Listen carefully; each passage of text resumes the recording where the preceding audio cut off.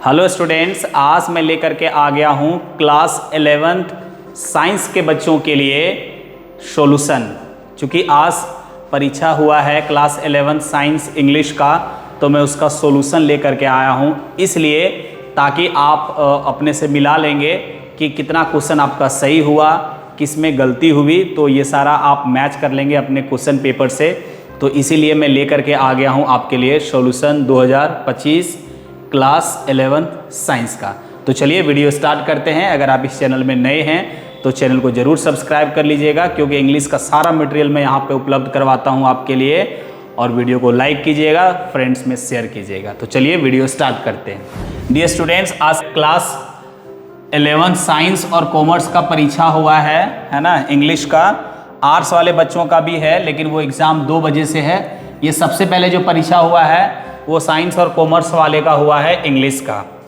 और इसमें हम सबसे पहले देखेंगे कि जो 40 MCQs है उसका आंसर हम बता देंगे आपको। आप अपने मिला लीजिएगा क्या सही है क्या गलत है। लेकिन ये जो है ना, ये बिल्कुल पैसेज है, तो इसमें समय हम वेस्ट नहीं करेंगे। ये पैसेज चूँकि आपको ये कहानी पढ़ करके और इसी से 5 क्वेश्चन आपको इससे करना था।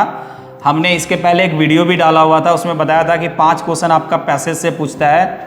तो 5 के बाद का जो क्वेश्चन है उसको हम लोग देखते हैं। ये पैसेज से आप लोग पढ़ के किए होंगे, उसमें हम लोग टाइम नहीं लगाएंगे डियर स्टूडेंट्स। तो चलिए क्वेश्चन देखते हैं। पहला क्वेश्चन क्या कहता है कि abbreviations are freely used in. Abbreviation जो है ना, शॉर्ट फॉर्म जो है, वो बहुत आसानी से या फिर बेहिचक आप यूज़ कर सकते हैं। किस में यूज़ कर सकते हैं? तो नोट मेकिंग में यूज़ कर सकते हैं, क्योंकि इसमें बहुत ज़्यादा एब्रीविएशन फॉर्म हम लोग यूज़ करते हैं नोट मेकिंग में।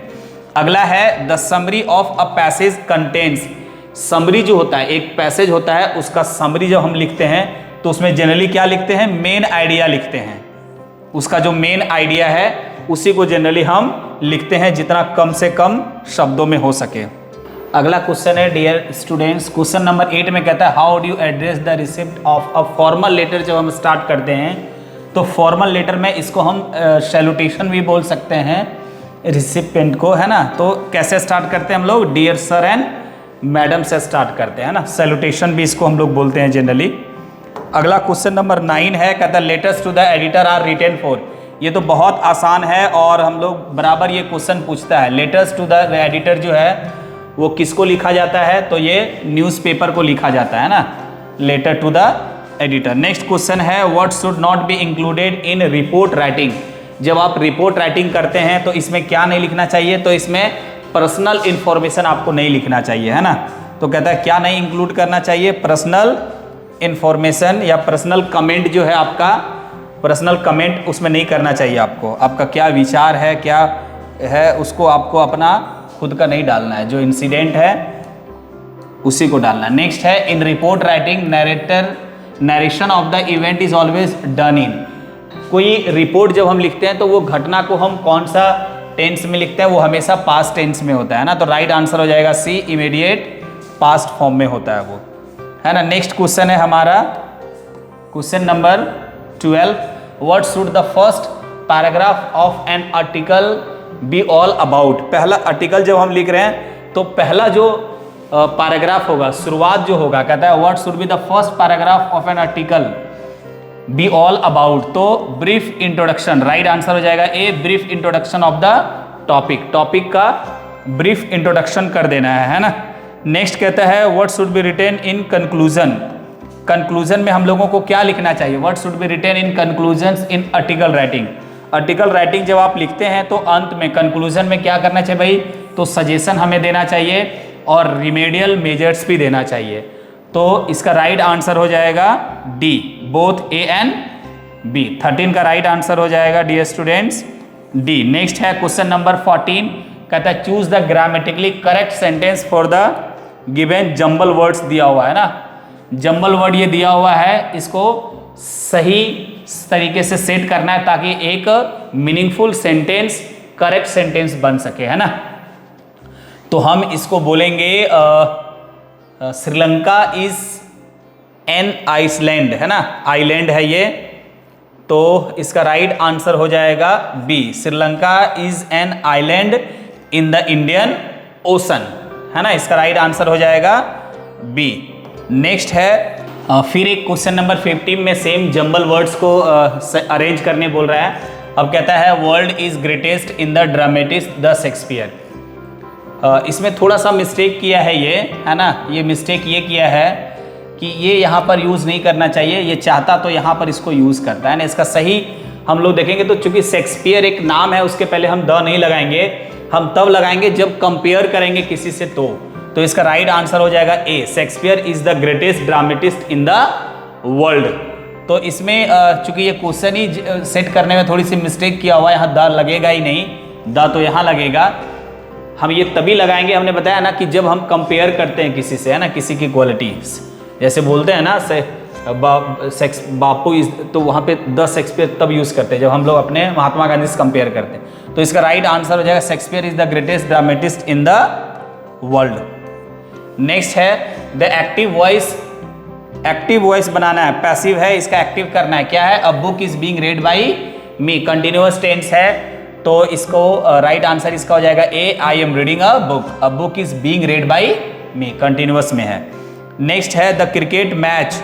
शुरुआत, क्रिकेट मैच की शुरुआत होती है 7 बजे, तो राइट आंसर हो जाएगा A, the cricket match starts at 7 PM, है ना। क्रिकेट का मैच जो है वो 7 बजे स्टार्ट होता है। नेक्स्ट है मिस्टर जमुना प्रसाद, ये सब ग्रामर से दिया हुआ है। Mister Jamuna Prasad stick when he steps in, ये थोड़ा सा कट गया यहाँ पे, मेरे को नहीं पता, लेकिन चूंकि यहाँ ये प्रेजेंट में है तो यहाँ पर भी जो वर्ब यूज करेंगे वो प्रेजेंट में यूज करेंगे। 2 प्रेजेंट वर्ब है हमारे पास, लेकिन चूंकि ये नाम है इसीलिए B5 यूज करेंगे, कैरीज। तो राइट आंसर हो जाएगा A, mister Yamuna Prasad carries a stick when he steps, और जो भी आगे होगा। अगर ये पास्ट में रहता तब हम यूज करते कैरीड। नेक्स्ट है the passive voice of Nidhi writes a letter. Nidhi writes a letter जो है ना, ये प्रेजेंट इंडेफिनिट है, राइट्स है ना, तो इसका राइट आंसर ए हो जाएगा। A letter is written by Nidhi, है ना, चूंकि ये प्रेजेंट में है इसीलिए इज यूज करेंगे हम। क्वेश्चन नंबर 19 आपका हो गया डियर स्टूडेंट्स, 19 का ए हमने बता दिया। फिर आगे है क्वेश्चन नंबर 20, और क्वेश्चन नंबर 20 में पूछ रहा है जो फोटो में बड़ी लड़की है, फोटोग्राफ जो पोयम, आप पहला पोयम पढ़ते हैं हम लोग, उसमें जो बड़ी लड़की है वो कौन है? तो वो पोएट्स की पोएटेस जो है उसकी माँ है ना, तो poet's mother is the right answer. Next question हम लोग देखते हैं, question number 21, which month of the year has been mention in the poem the laburnum top, जो है ना पोयम, उसमें किस मंथ का चर्चा किया गया है? तो इसमें चर्चा किया गया है सितंबर महीने का चर्चा किया गया है ना, सितंबर मंथ का चर्चा किया गया। नेक्स्ट है in the poem the voice of the rain which of the following is personified. Personified का मतलब होता है जब कोई नॉन लिविंग की क्वालिटी को, नॉन लिविंग को लिविंग की क्वालिटी दी जाती है। जैसे द फ्लावर्स आर डांसिंग, है ना, द रेन इज डांसिंग। तो जब चूंकि फ्लावर्स जो है वो नॉन लिविंग है तो उसको लिविंग वाली क्वालिटी, वो हंसने वाली क्वालिटी किसकी है? तो इंसान की हंसने वाली क्वालिटी है, तो उसमें वो डाल दिया जाता है। मीन्स लिविंग मतलब बोले तो मानव की जो क्वालिटी है, पर्सन की जो क्वालिटी है, तो इसमें रेन का चर्चा किया हुआ है ना, रेन को पर्सनिफाइड किया गया है वो, है ना। तो इसका राइट आंसर हो जाएगा 22 का राइट आंसर हो जाएगा डी। मानव की जो क्वालिटी है, मानव का जो गुण है वो दूसरे से कंपेयर कर देता है ना, तब यूज करते। कहता है नेक्स्ट क्वेश्चन कहता है one can find once lost childhood in, कहता है कोई एक अपने कोई भी व्यक्ति अपना बचपना किस में देखता है भाई?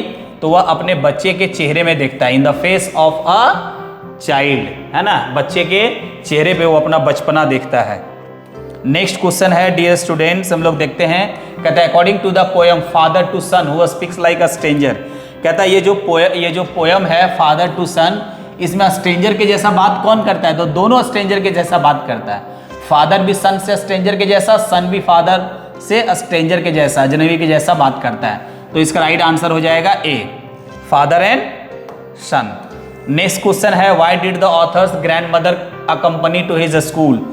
स्कूल जब वो ऑथर जाता है स्कूल, है ना, खुशवंत सिंह, तो उसकी दादी भी उसके साथ जाती है। तो कहता है क्यों जाती है? तो इसके 2-3 कारण है, चूंकि उनसे उनका अटैचमेंट बहुत ज़्यादा है, उससे प्रेम है, उनकी सेफ्टी भी हो, और चूंकि मंदिर भी स्कूल से जुड़ा हुआ है, स्कूल है वहीं जस्ट सटा हुआ, उसी के कैंपस में टेम्पल भी, वहाँ पूजा भी कर लेती है वो। तो इसमें जो उपयुक्त जो होगा, सही जो होगा, चूंकि ये तो she had no work to do, ये तो होगा ही नहीं क्योंकि बहुत सारे कुत्ते हैं, थोड़ा बहुत ये भी थोड़ा बहुत सही है, लेकिन चूंकि ऐसे देता है, इसको ऐसे देता है कि चूंकि टेम्पल भी अटैच है और उससे उसका प्रेम है ना, उसका बॉन्डेज बहुत ज़्यादा है, तो उस तरह का दिया नहीं है ऑप्शन। तो इसमें सही ऑप्शन ए ही ज़्यादा बेहतर होगा ना, because it was attach to the temple, चूंकि वो टेम्पल से जुड़ा हुआ है। और एक और अगर रहता है इसी के साथ कि भाई उससे प्रेम भी ज़्यादा है, ये भी बोथ ए एंड बी भी नहीं है option, because she was worried about the author. तो ठीक है, राइट यहाँ पे इस क्वेश्चन के हिसाब से जो ऑप्शन दिया हुआ उसमें ए सही होगा, है ना। नेक्स्ट है the grand mother of Khushwant Singh believed that the education should be. वही उसको बहुत बुरा लगता है खुशवंत सिंह की दादी को, है ना, कि जब वो शहर में पढ़ रहा है तो भाई इंग्लिश मीडियम स्कूल है, साइंस पढ़ाया जाता है और वहाँ पर धर्म से रिलेटेड कुछ भी नहीं, ग्रंथ नहीं पढ़ाया जाता है, वो जो कल्चर है उस पर जोर नहीं दिया जाता है, जो रिलीजियस बुक्स है उसकी कहानियाँ नहीं पढ़ाई जाती। तो उनका कहना है कि जो एजुकेशन होना चाहिए वो रिलीजन बेस्ड होना चाहिए। नेक्स्ट है द टॉम्ब ऑफ किंग टुट। इसका जो टॉम्ब है ना टुट का, वॉज डिस्कवर्ड, किन के द्वारा डिस्कवर्ड किया गया था? तो हॉवर्ड कार्टर के द्वारा डिस्कवर्ड किया था। तो राइट आंसर इज बी, 27 का राइट आंसर बी हो जाएगा। नेक्स्ट क्वेश्चन है question number 28, the place where Egyptian kings were buried is known as. देखिए हाँ, ये बहुत ही वैली ऑफ किंग्स बोला जाता है उसको, वैली ऑफ किंग्स, जहां पर इजिप्शियन के राजाओं को दफनाया जाता था, उस जगह जाना जाता है वैली ऑफ किंग्स के नाम से। नेक्स्ट ये जो नेक्स्ट क्वेश्चन हमारा क्वेश्चन नंबर 29 कहता है गंगाधर पंत जो गैटोंडे जो है, गंगाधर पंत गैटोंडे जो है वो किस सब्जेक्ट का प्रोफेसर रहता है? वो प्रोफेसर रहता है हिस्ट्री का, है ना। Right answer is C, history का प्रोफेसर रहता है। नेक्स्ट क्वेश्चन आपका पूछ रहा है where did the author go to complete the Koran, है ना। कोरा कंप्लीट करने के लिए ऑथर कहाँ जाता है? तो वो कैलाश पर्वत जाता है, Mount Kailash. Right answer is C, Kailash पर्वत जाता है। नेक्स्ट है क्वेश्चन नंबर 31, इसमें क्या कहता है? The summer of the beautiful white horse is a short story of, किनका शॉर्ट स्टोरी है ये? द ब्यूटीफुल व्हाइट हॉर्स, ये जो शॉर्ट स्टोरी है ये दो बच्चे हैं, है ना, अर्मेनियन बच्चे हैं, उन्हीं की कहानी है ये, है ना, short story of Armenian. Next question number 32 है who was the true owner of the beautiful white horse. सुंदर व्हाइट घोड़ा जो था उसका मालिक कौन था? जॉन बैरो था, उसका ओरिजिनल मालिक जो था वो जॉन बैरो था। ये दोनों बच्चे तो वहां से ले करके आए थे, उसको घूमने का शौक था घोड़े पे, इसीलिए। Who has been telling the fortune of Mrs Pearson, का फॉर्च्यून्स कौन बता रही है? उसको गाइड कर रही है, समझा रही है, बता रही है। मिसेस फिट्जजेराल्ड जो है ना वो उसका फॉर्च्यून बता रही है। नेक्स्ट है एंड्रू मैनसन वॉज, कौन था भाई प्रोफेशन से एंड्रू मैनसन? तो वो एक डॉक्टर था। Right answer is C, right answer is C. Question number 35 कहते हैं the king lost his crown under the arch because, इसलिए हार गया क्योंकि भाई उसका जो आर्क था, आँच जो था, है ना, वो आँच का हाइट बिल्ड जो था वो बहुत लो था, बहुत छोटा था उसका, है ना, बहुत छोटा था, इसीलिए इसको हम लोग आँच पढ़ेंगे, है ना, आर को प्रोनाउंस नहीं करेंगे, आँच वॉज। चलो नेक्स्ट है, नेक्स्ट क्वेश्चन नंबर 36 हम लोग देखते हैं। 36 क्वेश्चन में क्या क्या, क्वेश्चन नंबर 36 बोल रहा है, क्वेश्चन नंबर 36 बता रहा है कि according to the poem the tale of Melon City who was finally hanged, किसको अंततः टांग दिया गया था? किनको फांसी की सजा मिल गई थी, फांसी पे चढ़ा दिया गया था? The tale of Melon City में तो राजा को, है ना, द किंग। नेक्स्ट क्वेश्चन है who took the place of the village dogs in grandmother's life in the city. गांव में जब दादी रहती थी तो किसको खिलाती थी? डॉग्स को खिलाती थी। अब जब वो शहर में है तो कहता है डॉग्स का जगह कौन ले लिया है भाई? तो स्पैरोज ले लिया है ना, स्पैरोज अब जब शहर में है वो तो स्पैरोज को खिलाती है वो, और उसी के साथ समय बिताती है अपना। नेक्स्ट क्वेश्चन कहता है the cardboard in the pome a photograph shows the pictures of, किनका किनका फोटो है, वो जो फोटोग्राफ जो है कार्डबोर्ड जो है उसमें किसका किसका पिक्चर है, तो भाई पोएट्स का, मदर का है और उनके 2 कजन्स का है ना। Right answer is D. Next है question number 39, how did the poet describe the top of the laburnum tree in the poem the laburnum. Top को, सबसे टॉप वाला जो प्लेस है उसका, वो कैसे डिस्क्राइब करता है, तो कहता है बिल्कुल शांत है, स्टिल एंड साइलेंट। इसका राइट आंसर हो जाएगा ए। नेक्स्ट क्वेश्चन है who promoted the worship of the Aten the sun disc, तो the right answer is Amenhotep 4। तो क्वेश्चन नंबर 40 का द लास्ट क्वेश्चन जो है उसका राइट आंसर हो जाएगा डी। तो डियर स्टूडेंट्स, आप सभी जरूर इसको मिला लें और देखें कि कितना मार्क्स आपका आया है 40 में, और कमेंट करके मुझे ज़रूर बताएं कि आउट ऑफ 40 में कितना आपका सही हुआ है। मुझे बताएं, मुझे खुशी होगी। आप मैक्सिमम कितना ला आए हैं, और मुझे सपोर्ट करें, चैनल को सब्सक्राइब करें, फ्रेंड्स को भी वीडियो को शेयर करें। आज के लिए इतना ही, फिर अगले वीडियो में मिलते हैं, तब तक के लिए जय हिंद।